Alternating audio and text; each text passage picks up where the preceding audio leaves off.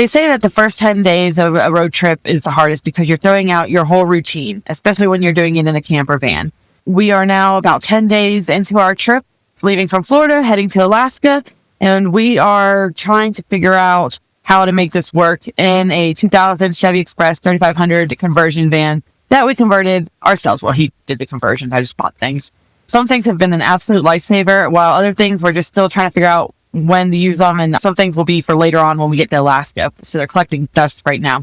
So today, Joe and I are going to help you see what we've been doing as our routine. So let's jump in. It's a mix of great systems and a lot of chaos, wouldn't you say? Trying to get it figured out along the way. But it's been good. It hasn't been bad. We get along really well all the time anyway. Yes, it's a little tighter quarters, and sometimes you have to wait for somebody to move before you can move. But it's been good. It hasn't been a problem. Like you said, we get along really well, so this has been not a big deal at all. We're only on day 10. We're only on day 10 of 116 days. Speaking of personal stuff, our hygiene, showering, we've had a lot of transition days, as well as some days where we're actually parked somewhere.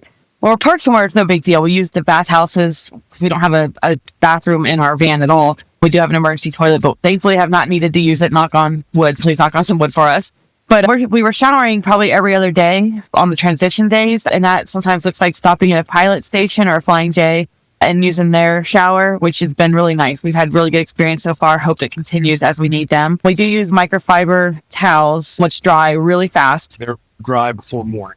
Oh, easily every time. So that's been really helpful. And a big tip I would do is get some of those. I think another thing of our routine is eating. It's kind of all over the place. You know, at home, we were breakfast, maybe a lunch and a dinner, where here, I think we're eating less, wouldn't you say? Definitely eating less than what we have.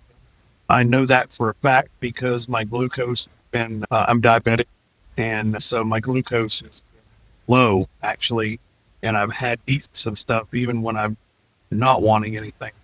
My glucose, normal average. Mm-hmm. When we're settled, we do better with our breakfast. We'll make whatever we have, or I'll drink the protein shake and he'll have whatever he has. Had eggs. Pancake. But the days that we don't cook, I've had like a protein bar and my coffee. And usually those are days that we're traveling. So we usually have an early lunch. We stop somewhere and get something. Or make sandwiches. We did have a Buc-ee's, a breakfast sandwich, like he said, for lunches. Usually just throwing together, deli meat sandwich. Sometimes I'll have a protein bar just to hold me over, but it's not necessarily at lunchtime. It's just kind of whenever it happens to be. And then dinner, sometimes we're eating at 4:30 or 5 o'clock just because of getting set up for the evening, or it's just been a little bit all over the place. But we're trying not to gain weight on this trip because we are sitting quite a bit when we are driving in transition days. So I know that's something we've been trying to be cognizant of a lot more. Speaking of which, because we are sitting a lot and we're driving all over the place, and we really have not been doing good formal exercise routines yet. Sorry, trainer. But we have been walking so many steps. And a lot of times it's hiking up and down and around, hills and mountains, things like that. So I think we are at least getting our exercise in. We do need to get better about starting to use our bands that we brought with us that are currently collecting dust. But I think as far as our health side of it, we are at least doing a lot of walking the dogs, obviously, every day, multiple times a day. And we're stopping hiking trails. Mm-hmm. So we're trying to stay active, but that is something that we need to be cognizant of and be better and more intentional about, I think. So van organization was a major concern of ours coming into this. We did convert the van ourselves, so we've struggled with figuring out what to do with our clothes and just storing things. We've done a few trips before this big one, not many and not for very long, nothing like what we jumped into with this. But one of the things that we did, and you can see here, which it's kind of messy right now, but is we put up these little cargo nets. I think I've talked about them before, but they're just small little cargo nets, and we lined them along the entire van and the ceiling. And that's what our clothes are going in. And that has worked out, I think, very well. Yeah, definitely. You can see where your clothes are and what bag they're in. It's nice to be able to see them, know right where they're at. And it's very accessible too. So the big thing, and I think you touched on it a little bit, is the rule is you absolutely have to put the clothes back away. So you do laundry. We're doing laundry probably every 3 to 4 days, something like that. It just depends on where we are. Usually we try to find a campsite every 3 to 5 days that has that available to us. And We've had really good luck with using the washers and dryers, but you have to come back and put the clothes away immediately or else you don't have a clue where it is. I think the biggest problem that we've run into is losing things. I think in general, just setting things down that we're using. What it comes down to is you need to make sure there's a home for everything. And as soon as you're done with it, you have limited storage and things are really tightly packed. You need to have a home for everything. And as soon as you're done with it, put it back in that home. And anything changes, or if it's something that doesn't have a home and you're putting it somewhere, communicate that to the person that's with you if you ask somebody, so that they can help you remember where you put that item, because that has been an issue. I mean, nothing drastic or anything. It's the little things that, and that you're using, and all of a sudden, oh, I don't know what I do with it. So that's been an issue. It's something to be better about. Definitely a pain point. And a friend of mine, before we left on our trip, had suggested that we make a list of where we put everything.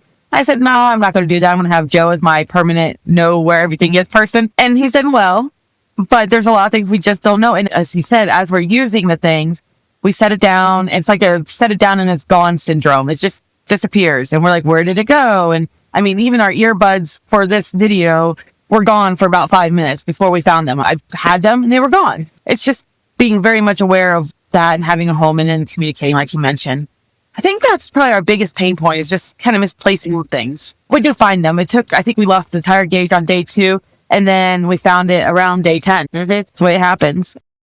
The power tech and Starlink things have been really helpful. We have an inverter we can use as we're traveling, that we're able to charge some things and keep our little refrigerator going, keep the computer going and Starlink going. We have Bluetti power station that has, it's a 2000 watt, I believe it was, power station that produces AC and DC power. It's been excellent.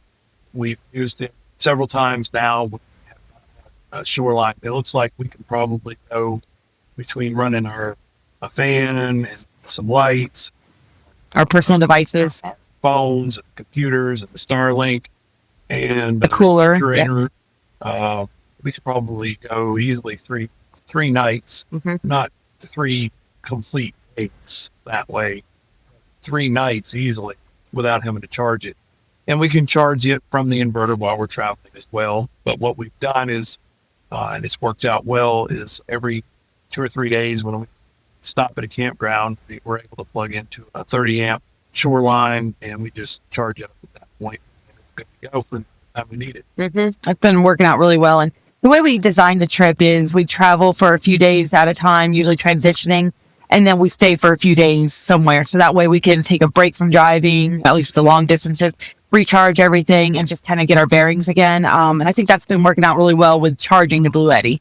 Another thing I've talked about before too is the Starlink. I'm working full time as well as running a business. So having the reliable internet has been really important. Starlink is sensitive to any kind of branches or any kind of interference, can drop Zoom calls or Teams calls, but just working normal laptop stuff, email and videos and things like that, it's been working really well. And the way we have it is on the dashboard, and we have 2 suction cups that it's made for that. Anyway, we have it up on the dashboard and it's worked out very well for just driving. What I got for the Starlink is it's called Devos, DEVOS, Devos battery pack, and it's been great. So it's a battery pack. So if I am not near the van or a plug-in, I can stick it in there. It's just like a battery pack for your phone.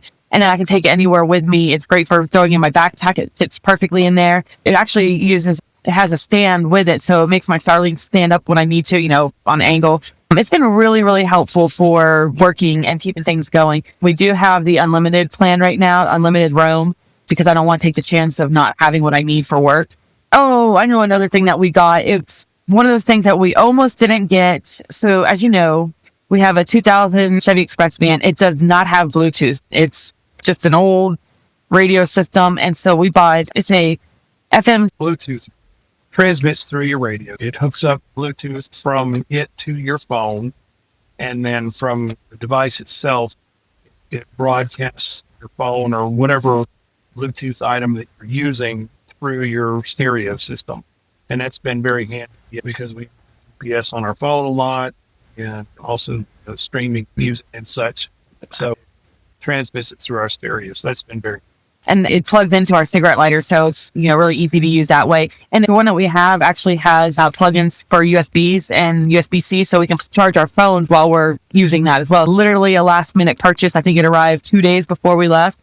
So that was a good thing. So I think kitchen, the cooking, we have an area for that. That's more his area of things. So we're set up, we have a propane stove, and we also have hot plate too. Hot plate, pots and pans.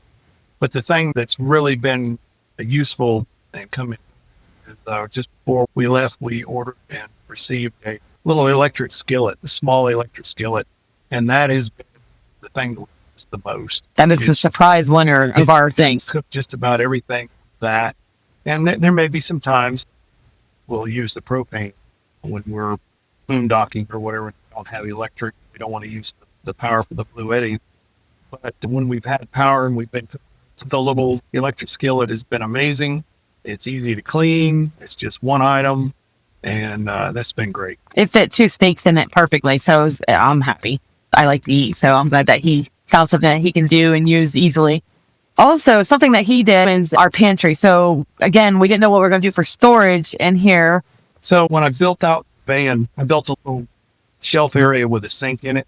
And underneath the sink area and the shelf is where our propane is in our water storage and the drain and everything to the sink. But we didn't have a lot of area for canned goods and that type of thing.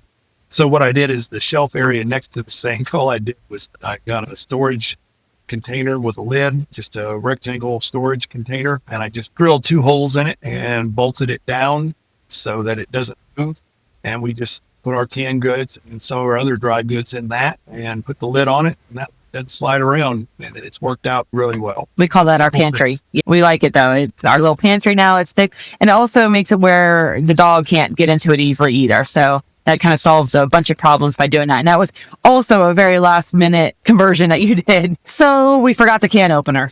Because of our pantry, we do have canned goods with us, and we both just completely forgot the can opener. So we brought other kitchen items that we needed, but we forgot the can opener. That was an easy thing. We have water tanks, bigger water tanks in here. So if we need them, we have a water stabilizer in them. But what we have kind of found is because it takes a little effort to get to the water there because it has a sink and everything, things are kind of covering the sink. We bought 2, are they gallon jugs? Yeah, just gallon jugs from Walmart. Screw-on lids. Definitely get screw-on lids. And we've just been filling those up as we go at campgrounds, things like that. We also have been using gas stations to get cups of ice because we don't have ice, and we both like ice and cold drinks. So that's been something that we've done. But having the 2 smaller jugs with us has been really helpful in being able to get accessible water. Same thing for the dog. They also fill her water up easily. I think that's been really good. We have the big jugs of water too. Here's a cleaning hack. Get the foam spray soap. So like Dawn dish foam spray, I think it's what's called. It saves water. It's super easy to clean up. What we have found with the concentrate dish detergent on different trips is it's just so hard to rinse it off. Your hands, the dishes, anything like that, and you're already having to conserve water. So getting that foam spray really, really makes a difference. So I think we had 2 other surprise winners that we got right before we left. We already talked about the skillet. The second thing was the electric kettle. You use that probably every day. Yeah, pretty close to every day because we didn't bring a coffee pot with us. I am a coffee drinker. I don't care if it's instant or not. A lot of people don't like the instant, but I'll drink instant. So on the days that we're not traveling and I'm not stopping somewhere and getting a coffee, I'll make some instant coffee. And this little kettle, it's a collapsible kettle, and it's great. It warms up the water to boiling in less than 2 minutes. Oh, it's so hot. And that's been great. So that's been a good tool that we're able to bring with us. And he can make hot chocolate for me, which I'm a hot chocolate drinker. So that's good. And, we haven't had to do it yet, but it'll be helpful for, maybe making some ramen soup or something like that. It's along the way, or anything else we need to boil. So it's been a really good little find. I think one of the things that I see a lot of questions about are the temperature in the van, the climate control. And we use shades. Joe had cut out shades for each of the windows. Is it called Reflectix? I believe that's correct. Those have been really good for privacy and temperature control. I think when we get settled somewhere, we just automatically put them up so we have the privacy and it just insulates everything. So the Reflectix, I remember when we were building out the van, we talked about, is there a cheaper option? Because Reflectix is kind of expensive. And really, we just kept seeing people say, no, get this, it's worth it. And it's been really good. What we have ran into, it's a pain point for us, is because it does get hot outside, and what we have used to put them on the windows is Velcro strips. They have essentially melted off. It hadn't been that issue on this trip. Yeah. And then we also have a portable air condition. So we bought a Black & Decker portable AC, and it does excellent as far as cooling the van down. The only problem with it is when we go to move. So maybe in the future, we may be looking at putting in like a mini split. But for right now, it's working fine. Just a little extra when we have. That's all.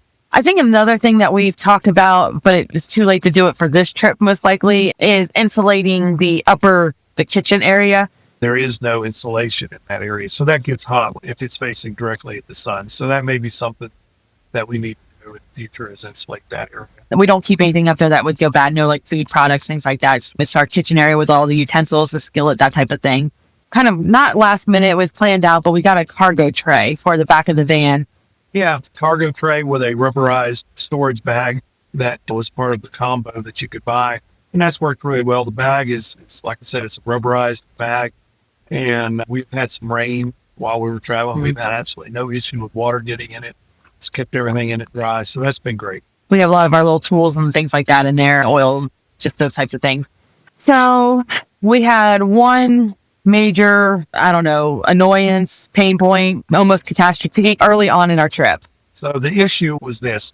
Prior to leaving for the trip, we had to van the shop to have it checked out mechanically. 2 different places. And everything was fine. The tires are just a little over about 3.5 years old, but only 3,500 miles we put on them. So the tread is excellent on them. They were checked. There was no signs of crack or dry rot. No issues with the tires. Everything looked good. We got on this trip, got less than 900 miles, and 2 valve stems failed. And tire techs had never seen anything like it before. I've never seen anything like it before. We were very, very blessed in the way this worked out. Both times that we had an issue, we were actually at a gas station, and I noticed the tire was going low, went to put air in it, and the core of the valve stem shot out, just blew out, which immediately deflated the tire. But luckily, we were stationary, we weren't moving, so there was no damage to the tires. So both times that it happened almost identical. And, so we changed, put a spare on. So what we did is we just had all of the valve stems changed, valve stems put on. So we've traveled another 2,000 miles since we had them changed out. We haven't had any problems, thankfully. Mm-hmm. So the only thing we can figure is maybe just old. We don't know how old they were when the tires were mounted and the valve stems were put in the tires. So just something to consider going on a long trip, and the tires have been on you for a while. You may want to consider having the stems replaced. Yeah. So we're fortunate. So I think those are probably our first 10 days of our trip. Pain points, what's going well, the mindset of getting into the new routine and adapting to living on the road in a van, going from a 1,400 square foot house to a van has been quite the shift, and we're learning as we go. And I think the communication side of it, as we mentioned earlier, has been really important for keeping our sanity, knowing what's going on, communicating like what the itinerary is coming up for the next couple of days, so that way our expectations are managed. And I think, do you have anything else to add at this point? So I'm Katie. I don't know if I even mentioned that, but I'm Katie and husband Joe. We're glad that you guys are here, and hopefully you'll want to subscribe and click on the next video in our playlist as we keep taking Betty, the van, on the trip of our lifetime. I mean, this has been something we've talked about for years, and we're excited to be on it. And we are also still always looking for any kind of suggestions that we can do better or things that we didn't think about as we continue. We're, again, on day 10 of 116 days, God willing. So we'll be checking in with you to let you know how things progress. But otherwise, until next time, have a great day.